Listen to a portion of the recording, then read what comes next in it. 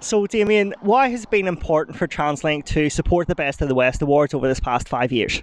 But we're really delighted once again to have the opportunity to support and sponsor the Best of the West.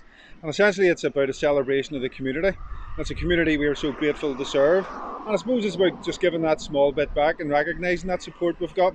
And of course it gives us the opportunity to showcase what we're doing, and platforms such as this, and we'll have an opportunity to talk through some of the exciting developments over the coming years with Translink and Glider and Metro.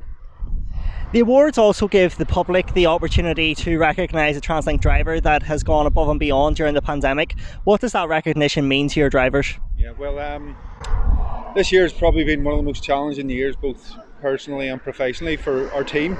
And our guys have been out there in the face of the cold face, if you like, during the pandemic, delivering frontline services, to key and essential workers.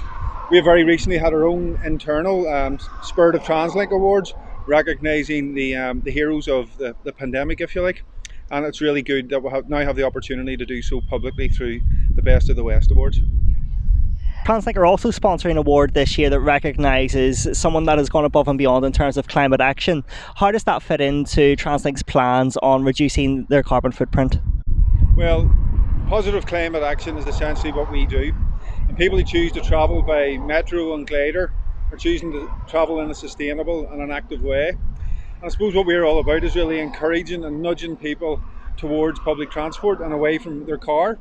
And in doing so, that the individual who makes that choice, it'll be better for their health, better for their wealth, and better for the environment. So over the coming year, we have quite a number of exciting projects. And I'll touch on each of them. We've got a brand new zero emission fleet coming on board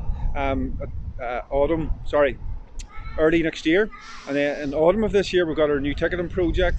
We're also working very closely with the Department for Infrastructure for rolling out sustainable transport lanes across the city. And what I mean by that is it's bus lanes that people who choose to travel on the bus and cyclists can avail of. And there's a body of work ongoing with the department. And just maybe touching on the zero emission fleet, which is due to come into service early January 2020.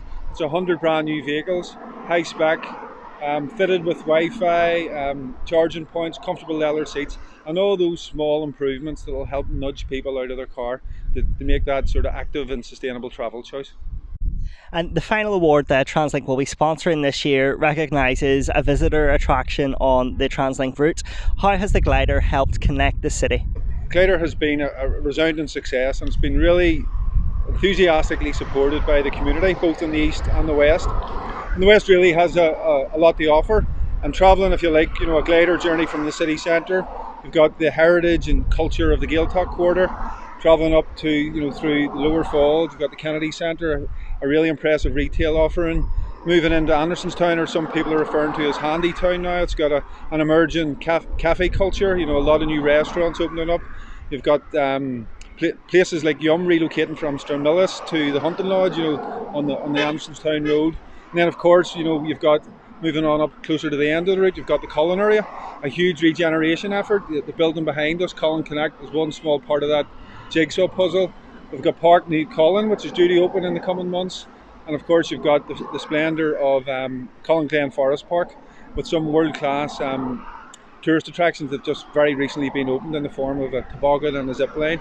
So I would encourage everyone to hop on the glider, travel along the road, and enjoy what West Belfast has to offer. I'll maybe just finally mention, we've also introduced a new shuttle service which operates from here and from Blacksroot Park and Ride and the Glen Road, going up to Belfast Hills, up to the Divis Mountain. And in partnership with the National Trust, we've introduced a free pilot shuttle that will be operating over the summer months on Friday, Saturday and Sunday. And again, I would encourage people to get out and use that and take advantage of the service.